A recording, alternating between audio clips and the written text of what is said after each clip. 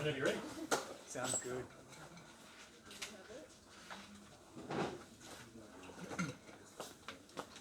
Okay, good evening everyone. Thanks for coming out tonight. I know the weather has been pretty bad, so thanks for braving that to come to this meetup. It's good to see all of you here. Thanks to Anki for organizing this and inviting me to come along and talk to you tonight about making your apps more engaging. So, my name is Zach. I'm an app designer and an educator. So I design apps and I teach people how to make good apps as well. And I'm part of the company Eat More Pixels. So one of the co-founders of Eat More Pixels with Jimmy T, who's up the back there. Doing a wave, hey. He's sitting in the back there. If he does fall asleep, it's not because he finds me incredibly boring to work with. It's because he just got off a flight at 4 a.m. this morning from Malaysia. So he's probably a little bit jet lagged. But at Eat More Pixels, we do two things. So we make great apps, and then we also teach people how to make great apps as well. So we love iOS. We're a bit of Apple fanboys. So we've mostly been doing iOS apps over the last 10 years now in Objective-C first, and then moving to Swift. And we did attend a talk here last year on Flutter. Who was here? Did anyone give the talk on Flutter? Is anyone? Anyway, we have now delved into Flutter, looking at making our first Android app using that, which is exciting. So thanks to this meetup group, we're now looking at other things. So this is one of the apps we've made. It's an official learner logbook for New South Wales learner drivers. We work with the government there. We've nearly had 1 million trips recorded using the app, which is an exciting milestone to get to. And the other thing we do is education. So we look at educating people on particularly engagement design right now. So we're really interested in how to make apps more engaging. So why engagement design? Simply because the ability to engage people is one of the most important things you can do as an app designer or developer. Because there are so many apps out there currently. It's really interesting looking at some of the stats and going back in time and seeing how many apps there were back in 2008, 2009, 2010. Obviously, the App Store hadn't really come out then, so just looking at how many apps have come out over that time and how many there are on the App Store right now. So, do you want to take a quick guess? How many apps do you think were submitted to the App Store, the US App Store, last year?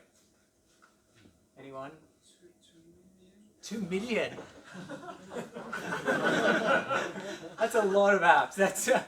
It's going to make my 300,000 seem very small now. You should have started lower. Been like, I don't know, 10,000, 20,000.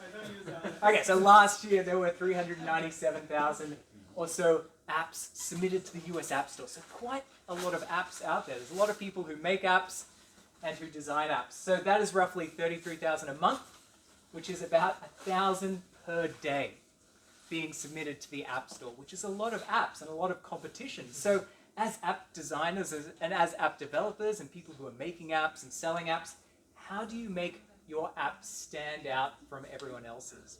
And so that's really the topic today, is how to make your app stand out. So over the last 10 years of making apps, researching apps, and teaching people about apps, we've found there's 3 key things that kind of stand out when it comes to thinking about engagement.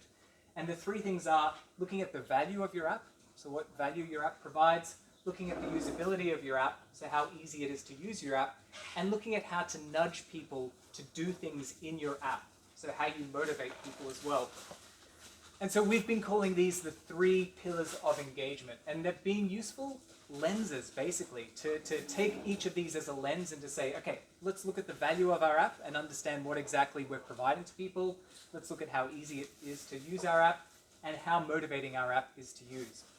And so it's helped us, and this way of thinking has helped us to design apps that really stand out in terms of user satisfaction. So for example, our round trip app that we've created, the Learner Logbook app, is one of the highest and most rated logbook apps on the App Store in that particular category, which is great to see.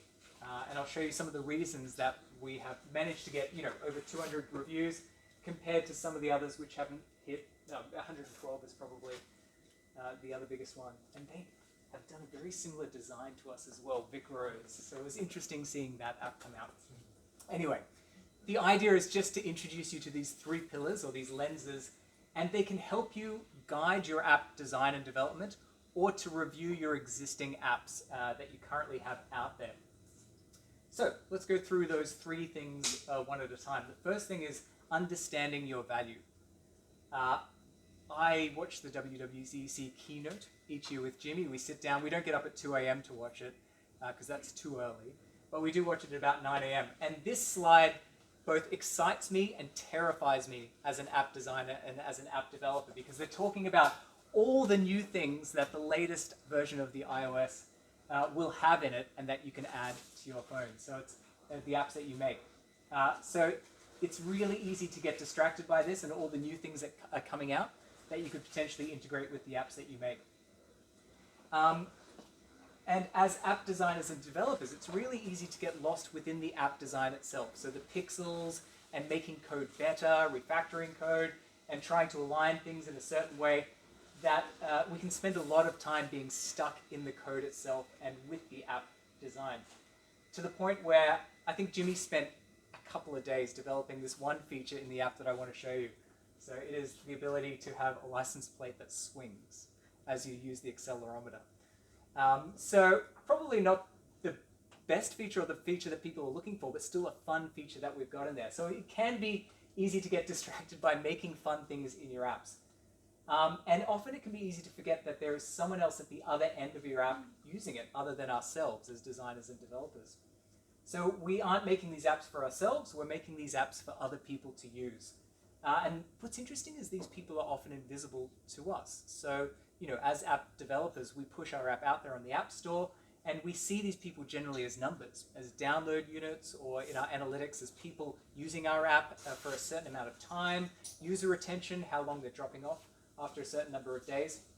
But it's easy to forget that these are real people as well, not just numbers in our analytics systems. And for these people that are using our apps, they are a means to an end. So what I mean by that is a user doesn't go searching for an app for the sake of it. They're not going to find an app just because they want an app. They're finding an app because they want to achieve something or they want to solve a problem. And our app is a means to an end for them.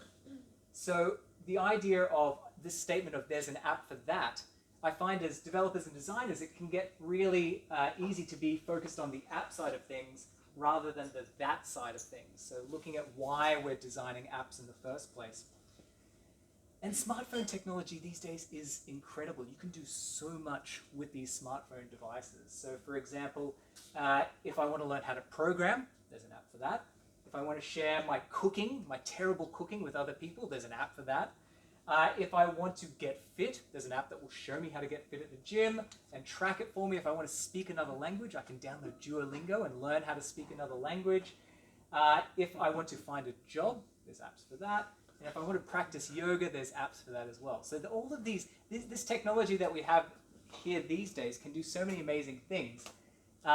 So it's a really exciting time to be a developer and to think about all these things that we can help people with, so these problems that they have.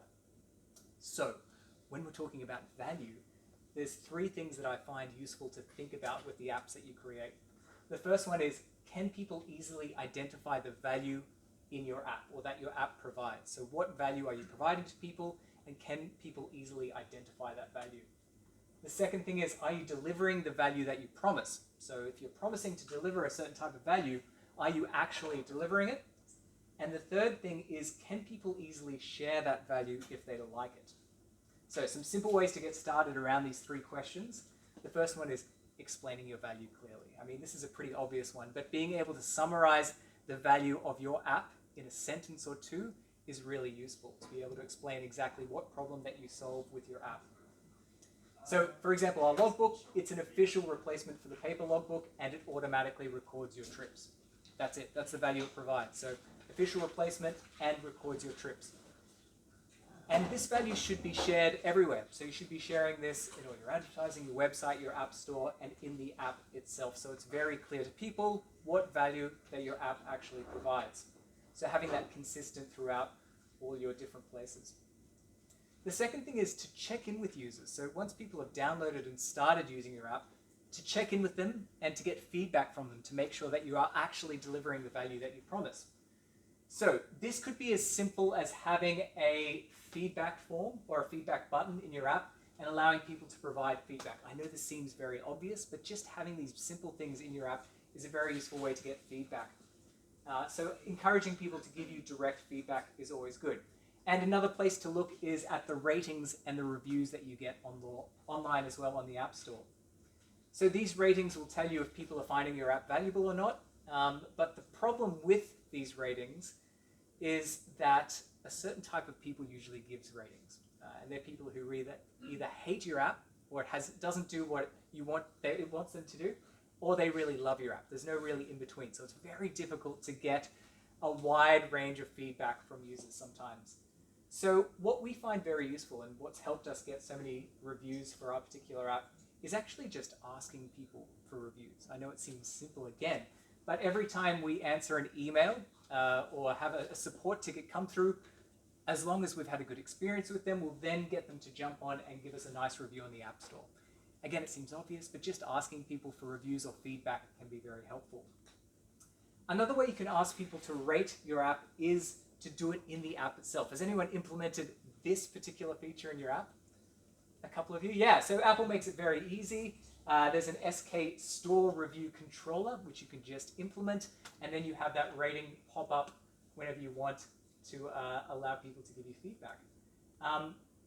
What's the problem with this, though? There's a certain time and place in which to ask for this. And what's interesting is Apple actually have some rating guidelines. So they give you some guidelines to show you when the best time is to display this. So they say to ask for a rating only after the user has demonstrated engagement with your app. So you wouldn't want to open your app for the first time and bam, be hit with a review form or to ask for a rating. The second one is not interrupting the user, especially when they're performing a time-sensitive or stressful task. As you can imagine, that would be quite annoying. And this is an actual guideline from Apple, is don't be a pest as well, which I find very funny. It's just a very general feedback, but don't be a pest. So using that, having that pop up, especially at a time where they've just finished doing something in your app. So for us, it would be when they've just completed a trip in their app, and maybe they've had a good trip as well, because we get them to rate how well their practice was. If they've had a good trip, good practice session, then we'll probably pop up the ability to give us a review. And the third thing with value is allow people to share value with others. There's a great developer, author, and speaker called Kathy Sierra. Have you come across Kathy Sierra before? She does this fantastic talk on creating a kick-ass user. So our goal as developers and designers is not to create kick-ass software, but to create a kick-ass user. And what she means by that is that the apps that we create, the software we create, should empower the person to feel like they're awesome, or they're super, or they're kick-ass.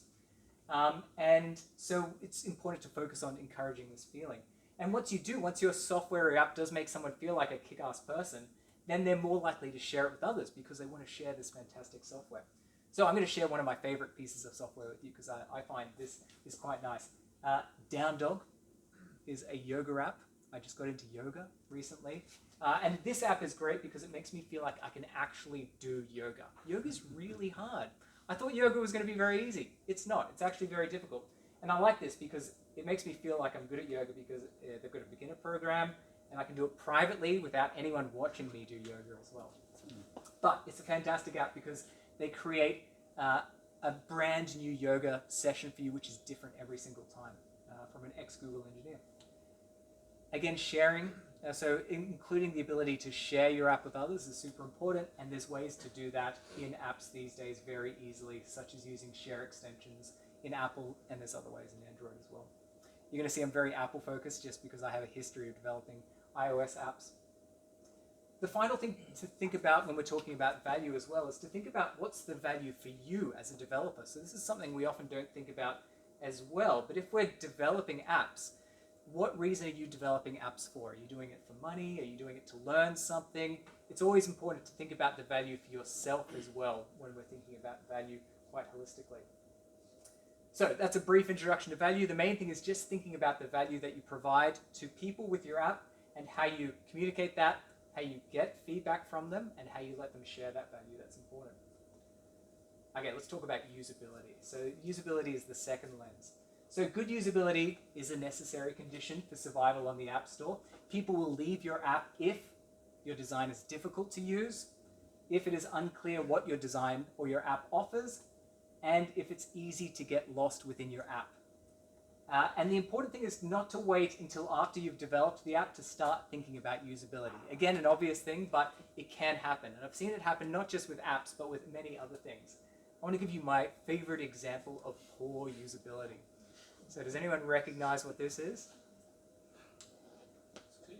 Yeah, it's clear. It's obvious. This is for the barracks. They had this for a while. They've just recently replaced it, which is very exciting. But this is a machine for paying for your parking.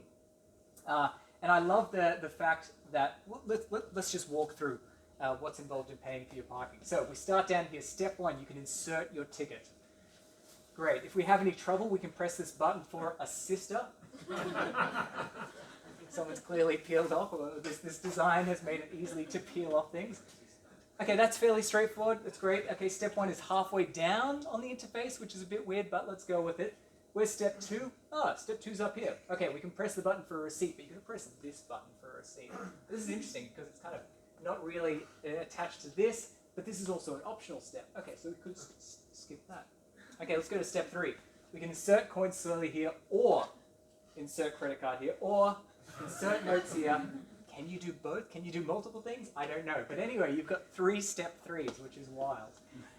Step 4, you then go all the way down here where you've got to bend over, get down and in there and collect change and your receipt, if you got a receipt, and then back up to step 1 to collect your ticket. It's so much fun just standing and watching people interact with this because it's terrible design. Clearly they've designed the system and then thought about usability to last, or not at all. They've just attached this user interface for it. Now, the interesting thing is they can get away with this because this is the only way you can pay for parking within that particular parking lot. And you can do the same with your app. You can get away with terrible usability if you are the only person that provides that particular function or that particular value with your app. However, it is a dangerous game to play because, as we know, there are so many different apps out there and many people can easily make apps. And someone sooner or later will likely build an app to replace that one that you make. So for me, usability is all about friction. So the easier something is, the more likely we're going to do it, right? And for your apps, it's important to think about how long will it take someone to reach their desired value. So if we go back to value, thinking about what people are using your app for. So let's use, I introduced that yoga app as an example. So how long will it take me to actually do yoga if I download this app? Well, if we think about it, it's not as simple as just downloading the app and then doing yoga, right? There's usually a couple of hurdles in the way. So the hurdles, for example, when I download this app is I have to first of all download the app. So download size might be an issue. I'll have to download it at home or out when I'm about, depending on how big the download size is. Then we've got sign up, so I have to sign up for an account. I have to maybe then hit a paywall as well. And then I have to go through a tutorial. So all of these steps are kind of barriers for me actually then doing yoga. So we've got to think about how we can minimize or streamline this process to make it as easy as possible to reach the value that the user wants. So some simple ways to get started again. Minimize download size is a good tip. So to go and have a look at your download size. So for example, I'm not going to be downloading PUBG using my mobile data because it's 2.32 gig, right? And I have a limited amount of mobile data. What's interesting is, again, from an Apple perspective, is they had a limit of 100 megabytes on cellular downloads, which they increased to 150 megabytes last year, and then they got rid of that cap completely. So you can actually overwrite and download as much as you want. But for a long time, if you wanted people to download your app over cellular data, you had to keep it under 100 megabytes. So yeah, they've upped it up to 200 megabytes. The second thing you can do is streamline sign up. One question I ask a lot of people with their apps is, do you actually need users to sign up? Can you skip that part together and can you deliver value immediately and then maybe get them to sign up later? Or do you even need them to sign up at all is another question. And there are ways to streamline sign up. So I'm sure you've come across these buttons before where you can log in with Facebook or sign in with Google+. These are great ways to streamline logging in. They do have their downsides because you're actually hooking into those systems and you have to integrate with their APIs. You don't know what data they're collecting, but at the same time, it does make it much easier than coming up with writing in your email and a new password every single time. It's important to note that you do need to use sign-in with Apple if you do offer these particular ways of signing in. This is going to be a requirement moving forward as well. So you can also streamline sign-in. So once someone has signed up for an account, look at providing Face ID or Touch ID as a way to log into the app, especially if you have a secure app as well, like a banking app or something. The other thing you can do is if you do ask people to pay, or you have a paywall, or you do a subscription, is providing a free trial is a great way to introduce people to the function or the value of your app as well. And they're very easy to implement. And then finally, minimizing tutorials. Your app should have great usability, so good that you don't need a tutorial at all. But if you do have a tutorial in it, you want to try and minimize it as much as possible. So for example, here's the tutorial that we have in our round trip learner logbook app. So that's it. We just have an arrow pointing to this button in the middle, and people can tap that and start recording straight away. The other thing is to test early and test often. Otherwise, you end up with something like that. And if you haven't seen the Norman and Nielsen group before, check out their website. They talk about usability testing. And they say you only need to test with 5 users. So with 5 users, you'll get probably about 80% of the problems or the usability problems that people will run into. Look, it depends on how big your app is and how much content it has and how many functionality it has. But for those of you creating small apps, if you have the ability, just test with a small amount of people and just see what they have in terms of feedback for your app. Okay, finally, increasing motivation. So looking at the motivation lens of things. There are various ways to motivate people. So if we look out there, there's a lot of buzzwords, there's a lot of different techniques and trends happening in the area of motivation. So to get people to use your app, to use it regularly, and to enjoy using it, such as rewards and incentives. You're looking at behavioral psychology, intrinsic scaffolding. My background is on this center one, gamification. So I did a PhD on this topic looking at gamification for mobile apps. And what's interesting is just noticing how many apps are now starting to include game elements to motivate people to use them. So we see traditional apps like to-do lists, exercise trackers, social networks, all of a sudden integrate game elements to make them more game-like and to motivate people to use them. So all of a sudden, our to-do list becomes a quest list, which we can mark off tasks and get experience points for. Our exercise trackers include zombies, and our social networks reward us with coins for using them. So people are looking at how we can use game elements to motivate people. I just want to share 2 of my favorites. So the first one is Zombies Run. Has anyone tried Zombies Run? Hands up. 1 person? 2 people. Oh, you're missing out. So if you're over Fitbit and exercise trackers and step counters and Strava, I encourage you to download Zombies Run and try it out. So Zombies Run is a narrative-based running app. It's free. But what it does is you put your headphones in, you go out for a run, and as you're running, a zombie apocalypse narrative starts to play out where you're a runner in the zombie apocalypse narrative, which is great. So it's got this beautiful narrative that's been written by an author who's really good at writing these things. But they've also included another feature, and the other feature is zombie chases. And how this works is, as you're running, if you turn on zombie chases, it uses the GPS sensor to work out how fast you're running. And at some point during your run, you'll start to hear zombies breathing down the back of your neck. And as soon as that happens, you have to speed up. And if you don't run fast enough, the zombies get you and they get all the items you've collected on your run, which is very disappointing. So if you see me screaming running down the road, it's because I'm playing Zombies Run, most likely. Zombies Run has done great, especially compared to some of the other fitness apps and gamified apps out there. So 4 million downloads, over 29 million kilometers run, and 3.7 million zombie chases have happened, which is fantastic. Duolingo. Hands up if you use Duolingo. Yeah, okay. So you're more familiar with Duolingo, another gamified app which I really like. So it's taken this idea of, we have a problem, we want to learn a language, so the value is teaching us a language, and traditionally we could download a CD, or we could listen to an audiobook on language, or we could attend a language learning class.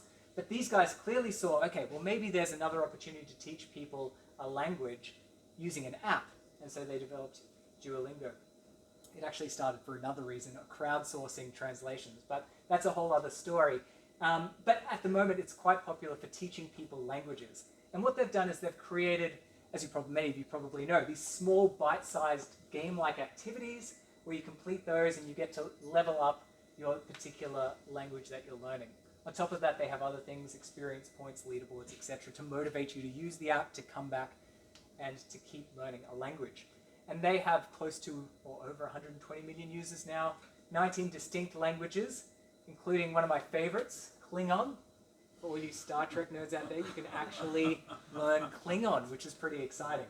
I haven't learnt it, so if any of you come up and start talking Klingon to me, I'm sorry, I haven't proceeded that far through it yet. But gamification can be very difficult to get right. So just like creating a really good game is very difficult, it's the same thing with gamification. To create good gamification is very difficult. And again, that's a whole other talk about designing effective gamification that we could give. But there are some simple ways to get started with motivation design in your app. So encouraging people to use your app, to return to your app, and to access that value within your app. The first one is notifications. Again, fairly straightforward. Many of you probably have implemented notifications, but there is a real art to asking for permission for notifications, which you have to do, especially in Apple devices, is you get one shot to ask people if for their permission to use or to send them notifications. As soon as they hit that don't allow button, that's it. To get them to turn on notifications again is very difficult. So you've got to pick the right time in order to ask them for notifications. But some people have done some clever things like creating their own asking for permission to ask for permission for notifications as well. So they create their own kind of interface or design where they say, hey, we want you to ask you for permission to turn on notifications. If you hit not now, that's okay, we'll ask you at a later time. So they can get around it that way. And then once you do have notifications, you've got to be careful not to spam too many notifications and use notifications only when necessary and when you think it's going to be an opportune moment to provide value again for your user. Another thing is discounts and promos. So to get people over the hurdle of just using your app to begin with, discounts, promos, and these extrinsic rewards can be a good way to motivate people to use your app, particularly in a crowded marketplace. So we saw that with Didi, for example. So a lot of people are doing this. Didi did this, where they gave you vouchers, although they did go a little bit overboard in my case. So I had something like 16 or 20 vouchers available at one point. I'm like, okay, I get it. You want me to use Didi? We have all these vouchers, we can use it. So again, this doesn't work if you don't have good value or value that you're offering. Getting long-term engagement off this strategy alone is not going to work. And again, if you don't have good usability, users will probably move to another particular app. And the final thing is thinking of empathy and community. So establishing a community or a feeling of empathy with your users as well. Overcast is one of my favorite podcast apps on iOS. And they do some really nice things in the way that they show how many people have rated this particular version. So they actually say, hey, 272 people have rated this version. And they go in and they explain what you get with premium and why it's important for them.